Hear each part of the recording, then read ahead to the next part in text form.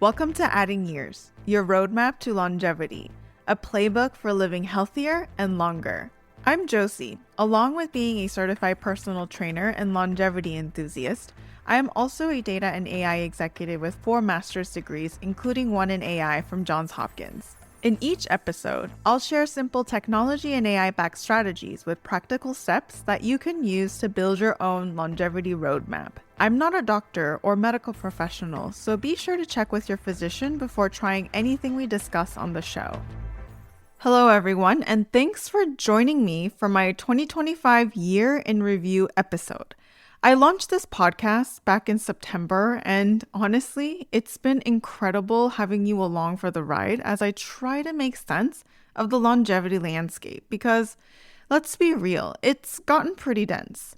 So here's how I think about 2025. If 2024 was the year of the biohacker, 2025 was the year of the long-term strategist. We stopped looking for the exit ramp from aging and started building a better highway. Mitochondrial function got much clearer. Biological age testings got much smarter. And AI became genuinely useful. And the tools we use every day, our wearables, the sleep tech, the training systems, etc., got better at actually helping instead of just collecting data. So by the end of this episode, you'll learn 3 things. First is the most meaningful longevity breakthroughs of 2025 and what they actually mean for you, and which products and tests earned their hype and which didn't. And lastly, how AI shifted from search bar to agent and what that really means for your health span. So let's dive in. Last December, I sat back and wondered, did anything truly change in the longevity world, or did we get more gadgets? And I feel like 2025 was really different. This was a year that the field stopped feeling like a toolbox full of random hacks and started behaving like an integrated system. Wearables started talking to sleep tech, and sleep tech connected to biomarkers, and biomarkers fed into AI dashboards. And suddenly, your health data wasn't just noise. It was starting to tell a story you could actually understand. Think of it like upgrading from a crowded junk drawer to a clean workshop where every tool has a place and you know exactly where to find it. Not because you bought more tools, but because the entire layout finally made sense. And with that clarity came momentum. Mitochondrial research went from academic to newsworthy. Multi-omics testing revealed that your organs age at different rates. Strength training tech got smarter, sleep optimization got personal, and the peptide interest exploded. Some justified and some, let's call it aspirational. And AI stopped being a buzzword and started acting like the friend who actually reads your lab results before your doctor emails you back. If you felt overwhelmed by the pace of change, you weren't alone. Longevity in 2025 didn't just advance, it accelerated. And when things accelerate, the most important question becomes, okay, what actually matters for me? So before we look ahead at 2026, let's zoom out and ask, what's really happening under the hood this year, and why does it matter more than ever for your health span? 2025 for longevity was different in my opinion because one thing truly emerged: coherence. Not from one discovery, but from 3 major threads that finally braided together: mitochondria, proteomics, and multi-omics aging models, giving us the clearest picture we've ever had of why we age and what we can realistically do about it. Let's start with mitochondria. For decades, mitochondria were treated like an old factory equipment. Useful, but not exactly exciting. Then, November 2025 happened. Researchers in Japan published a study showing that boosting a protein called COX-7RP in mice didn't just improve energy production. It extended both lifespan and health span. And the result? A 6.6% increase in average lifespan, better glucose control, healthier lipid profiles, enhanced muscle endurance, and lower inflammation. And here's why this matters. COX-7RP helps mitochondria assemble into more efficient structure called supercomplexes. So better assembly means better energy production, which means fewer metabolic errors, which means less inflammation, which means slower cellular aging. Think of it like a software update for your body's power grid. And this wasn't subtle. The mice didn't just live longer, they aged better. And it validated something we've seen in real life. When you improve mitochondrial function through strength training, zone 2 cardio, sauna, or better sleep, you feel better everywhere. And this research connected the dots between lifestyle, metabolism, and molecular aging in a way that felt like a curtain lifting. Now, if mitochondria were the power grid story of 2025, the proteome was the operating system reveal. In July, scientists completed a massive 13-organ proteomic aging atlas mapping how thousands of proteins change across the human lifespan. And this matters because proteins are where aging shows up first. Before DNA damage, before inflammation spikes, before tissues weaken, proteins start drifting out of alignment. And this is what the atlas revealed. Your organs don't age together. Your liver might be 44, your arteries 57, your muscles 39, and your brain 52, all at the same chronological age. And this led to one of the biggest conceptual shifts of the year, that aging is asynchronous, which means treatment should be personalized by organ system.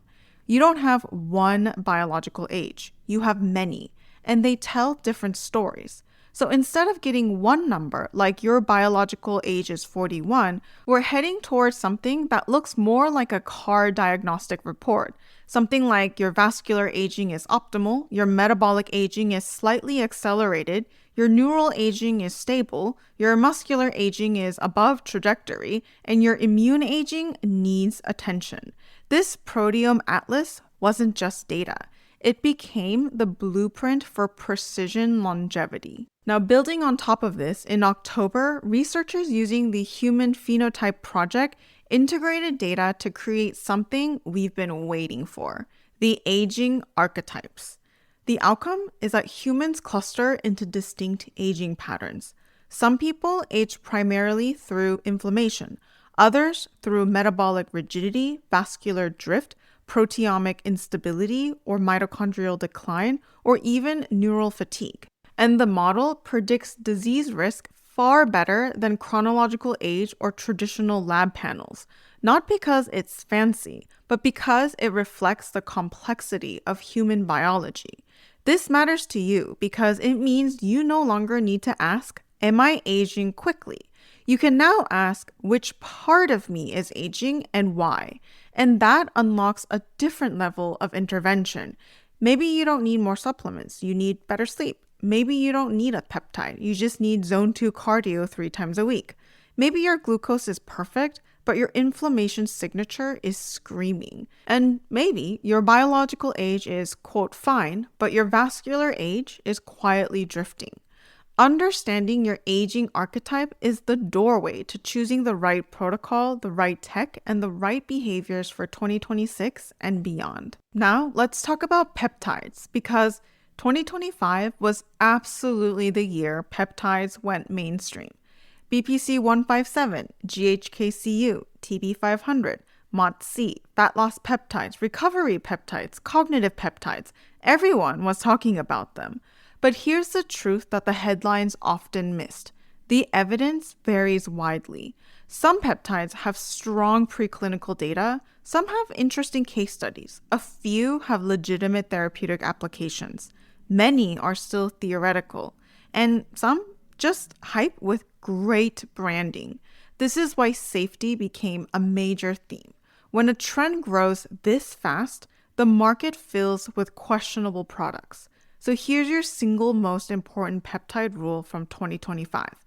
Peptides should be physician supervised, properly sourced, and monitored with before and after biomarkers. If a peptide does nothing measurable, your HRV, recovery, inflammation, mobility, pain, it's probably not helping you. And if you're getting peptides from a gray market vendor, there's no guarantee of purity, stability, or even identity. The science is fascinating, but longevity is a long game and shortcuts almost always become detours. As for wearables, 2025 wasn't a year of gadget noise. It was a year where a key few products genuinely pushed the field forward. We saw wearables starting to integrate with biomarker data, uploading lab results and connecting them to sleep, recovery, and training patterns. True integrations, not just data silos.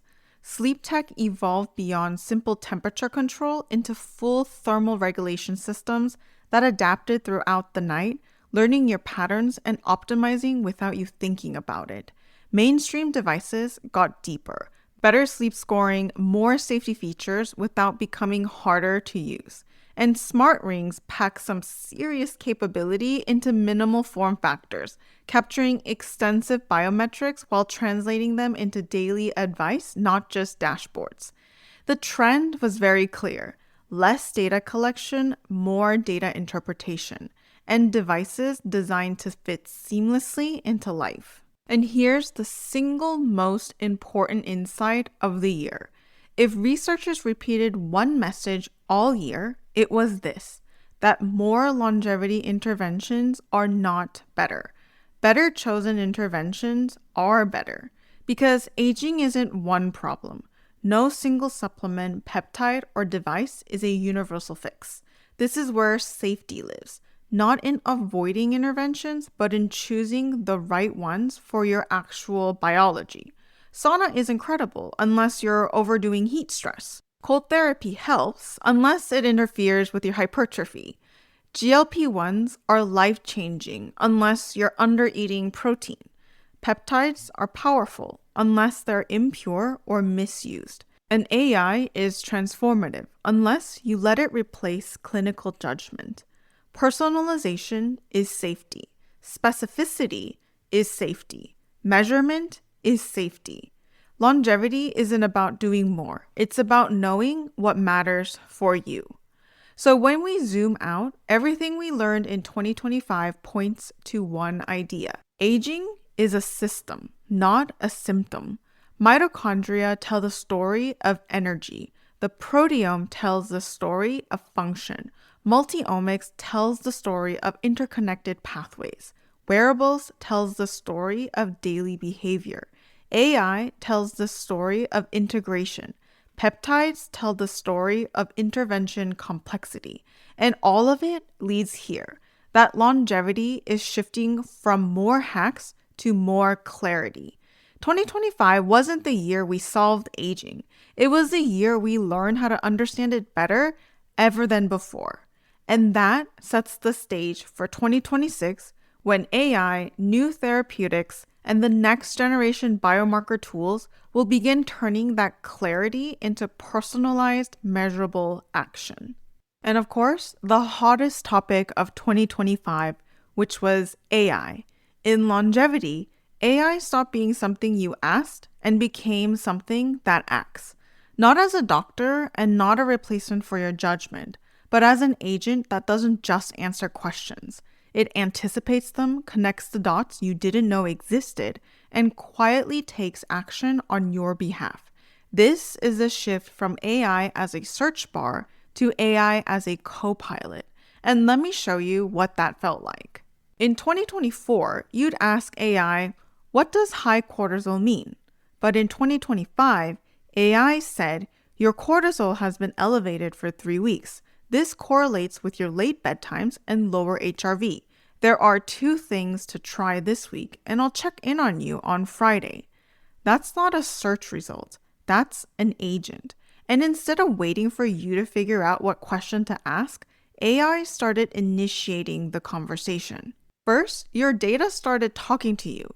Instead of you hunting through dashboards, AI brought insights to you. Picture this.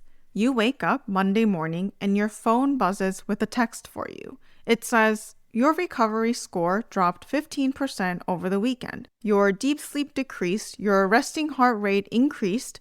This pattern usually happens after high strain weeks. Consider a deload or an extra rest day. You didn't ask, it noticed, and that's the difference. AI moved from being reactive to proactive. And your questions also became better conversations. In 2024, if you'd paste your lab results into ChatGPT, you would probably have gotten a wall of text. In 2025, if you'd upload your labs, the AI would say something like, your HbA1c is trending upward, not alarming yet, but worth discussing with your doctor. Want me to pull your last 3 tests and show you the trend? I can also suggest some questions to bring to your appointment. And then it would actually do it without you asking again. And that is the agentic shift. AI doesn't just respond, it follows through. And here is where it really got interesting. You'd maybe ask your AI, I've been feeling tired lately. And instead of some generic advice, it would say something like, your ferritin dropped from 87 to 52 in your last blood panel, your zone 2 volume increased by 30% this month, and you've had 3 nights under 6 hours of sleep. Fatigue makes sense, likely a combination of increased training load, borderline iron, and sleep debt. Do you want me to generate a plan? You didn't connect those dots. The AI did. And this is again what agentic AI means. It acts on your behalf, it sees patterns across systems, and it takes initiative. And for this to happen, you didn't need a sci-fi interface for this to work. It happened really quietly inside the tools you were already using. Your wearable app became less like a data display and more like a health advisor. Instead of showing you graphs, it probably started telling you stories. Your lab portals also stopped being a PDF graveyard. You upload your results and AI immediately help contextualize them. Your training platforms also probably started adjusting your workouts based on the signals it pulls from your sleep, recovery, and maybe even your calendar. And this wasn't you telling the AI what to do. It was the AI helping to make decisions with you. And here's why this matters more than any other individual feature. Because AI is no longer a tool you use when you remember to. It becomes an invisible layer that sits between you and your data, constantly working in the background. You don't need to ask it for insights, it surfaces them. You don't need to remember to check trends, it will flag them for you. And you don't need to know what question to ask because it'll suggest the right questions. And most importantly, you spend less time managing your health data and more time actually living healthily. And this is what agent means. It's not about answering questions faster, it's about reducing the cognitive load of being your own health analyst. In 2026, expect this aspect to deepen. We'll probably see more preemptive health alerts, additional multi-system integrations, and behavioral predictions as well. And this isn't about, again, AI doing more. It's about AI acting smarter so you can think less. And while AI was becoming your co-pilot, it was also accelerating discovery in the background. For example, Scripps Research used AI to scan chemical libraries and identify anti-aging compounds. Over 70% extended lifespan in worms, an astonishing hit rate that would have taken decades without AI. And OpenAI's GPT-5 improved a molecular cloning protocol by 79x through iterative suggestions, essentially acting as a junior scientist. I have a lot more examples, but I'll stop there.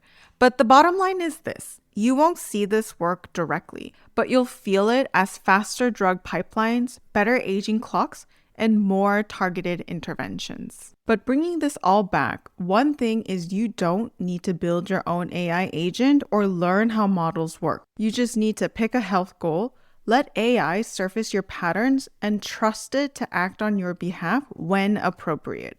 And in the background, AI will keep shortening the distance between I wonder if and now I know. On the ground, it might look as simple as sleeping earlier, training smarter, or catching a risk signal sooner.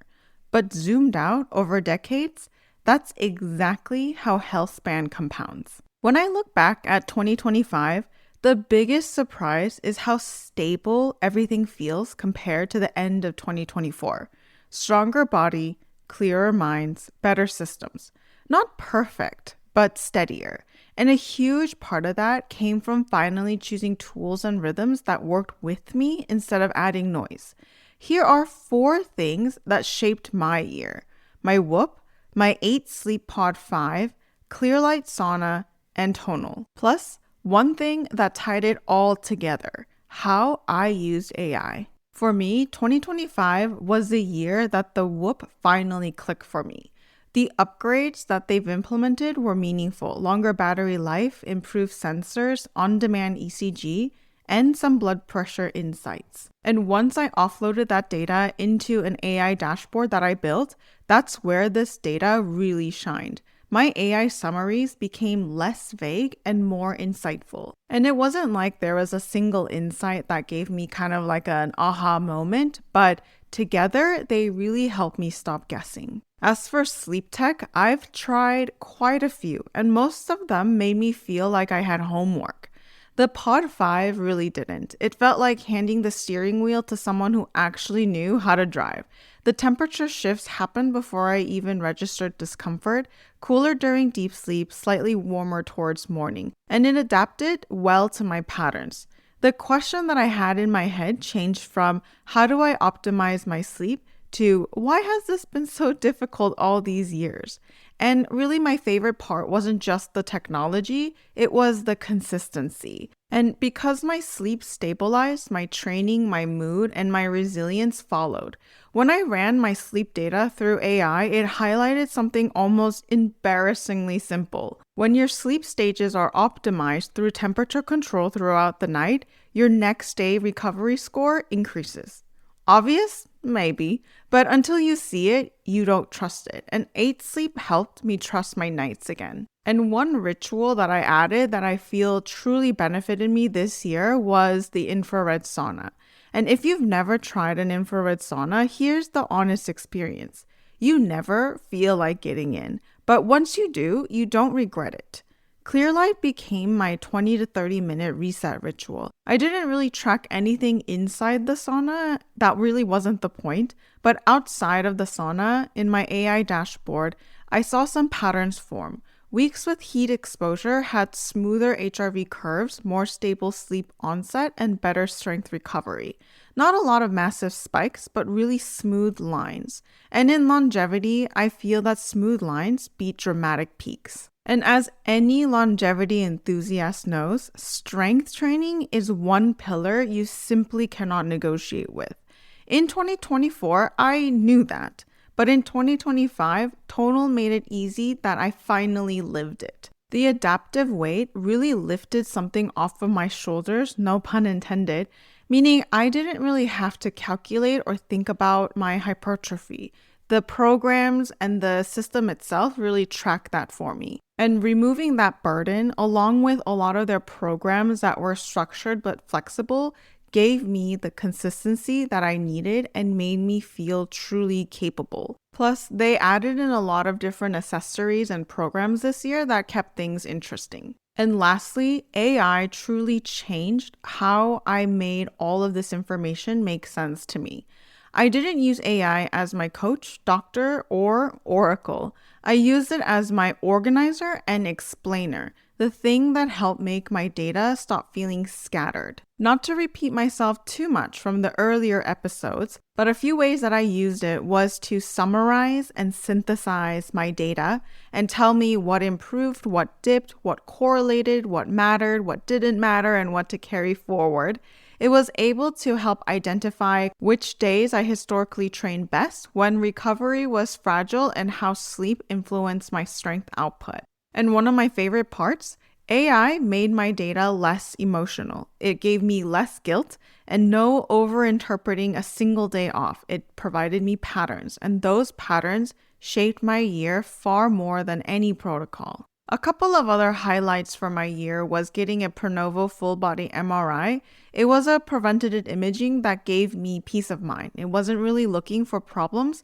I wanted to understand my baseline so future changes meant something to me.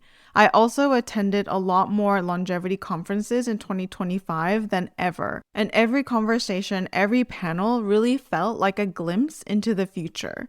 And again, none of these things that I just mentioned that were my 2025 favorites were dramatic. It was something that gave me a cumulative effect of a year spent living my protocols, not just designing them. All right, let's get into my favorite part of the podcast, which is mythbusters. 2025 was a year that longevity definitely went mainstream. Podcasts, gadgets, peptides, blood tests, you name it. But when a field grows this fast, myths grow faster. Let's clear them out before they follow us into 2026. Myth 1. Longevity means optimizing everything. The truth is that longevity means knowing what not to optimize. The fastest path to burnout is believing you have to track every metric, perfect every habit, eat flawlessly, train intensely, cold plunge daily, sauna every other day, take like 20 supplements, meditate twice, hit 10,000 steps, and biohack your way through a stressful life. This is not longevity. This is a spreadsheet. 2025 taught us something better. Longevity is built through anchoring habits, not endless optimization. Think something simple like sleep consistency, protein and strength, movement you enjoy, and stress outlets, like your relationships, sunlight at right times, and a few well-chosen tools. It's not everything, it's what compounds. Choose a few things that matter most to you, do them well, and also let AI reduce the guesswork everywhere else. Myth 2. AI will tell you exactly what to do for the perfect health. The truth is AI is powerful, but it's not a crystal ball. AI can summarize your labs beautifully, spot trends, compare sleep patterns, and tell you which training days historically produce your best outcomes. But it cannot replace the clinical judgment, know your lived experience, decide your risk tolerance, feel your stress levels, or understand your values. AI should give you clarity, not certainty. So let's head into 2026 with the mindset of AI gives me visibility, but I choose the actions. Myth 3. Peptides are basically safe shortcuts to everything. Well, the truth is that some peptides do show promise, and many are overhyped. In 2025, the peptide interest exploded. But here's the reality. Some have pretty meaningful preclinical data. A few have impressive anecdotal results. Most lack long-term human safety studies. Sourcing quality also varies dramatically. So if you're exploring peptides in 2026, make sure you work with a legitimate medical provider, track real outcomes, and don't assume that an injectable means effective. Peptides add, but they do not replace the basics. And myth 4, GLP-1s eliminate the need for lifestyle changes. Well, the truth is that GLP-1s support weight loss and metabolic stability, not strength, sleep, or long-term resilience. 2025 was the year that GLP-1s dominated headlines. Semaglutide, tirzepatide, triple agonist, they help with appetite regulation, insulin sensitivity, weight reduction, and metabolic disease risk, but they do not directly build muscle, bone, cardiovascular fitness, sleep quality, stress resilience, mobility, and longevity fundamentals. If someone uses GLP-1s and doesn't train strength, they risk losing muscle mass faster than fat mass. Our 2026 mindset should be that GLP-1s get you lighter, but training gets you longer. So let's wrap this all up. We started this episode asking, was 2025 hype or real progress? And here's what we learned.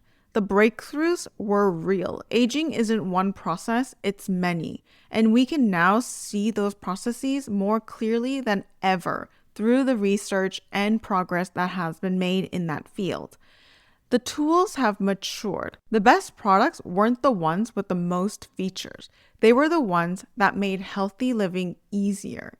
And AI finally found its role, not as a guru, but as an agent, acting on your behalf, surfacing patterns, and making health decisions less exhausting. 2025 wasn't the year we solved aging, but it was the year we gained a clearer map. And clearer maps should help us get further. And before we officially wrap, I want to say this. 2025 was definitely a big year. And more than anything, 2025 was the year that longevity moved from our curiosity to our identity. We showed up, we asked better questions, we challenged old assumptions, we experimented, refined, and learned. We also navigated misinformation, hype, breakthroughs, and setbacks. And whether you realize it or not, we built the foundation that 2026 will stand on. If 2025 was the year of clarity, 2026 will be the year of activation. More targeted interventions, more intelligent integration, more personalized paths, more accessible tools, and more ways to build strength, physical, cognitive, and emotional, that lasts decades. We're stepping into an exciting year where the gap between knowledge and action is shrinking. And if you're listening to this, you're already ahead. Thank you so much for being part of this show, for investing in your future, for staying curious, and for taking your health span seriously in a world that often asks you to do the opposite. I can't wait to explore 2026 with you, to break down the science, cut through the noise, and walk alongside you as longevity becomes more personal, practical, and possible. Here's to a stronger, clearer, more vibrant year ahead. Thank you for spending your time with me today on Adding Years, your roadmap to longevity. If you found this episode helpful, please follow or subscribe on your favorite podcast platform and consider leaving a review. Before we wrap up, a quick but important reminder. Adding Years is for informational and educational purposes only and is not a substitute for professional medical advice, diagnoses, or treatment. Always consult your physician or qualified healthcare provider before making changes to your health regimen, supplements, or exercise routine. What you hear on this show reflects personal opinions, experiences, and not medical advice. I'm Josie, and this is Adding Years. Until next time, here's to living better, longer.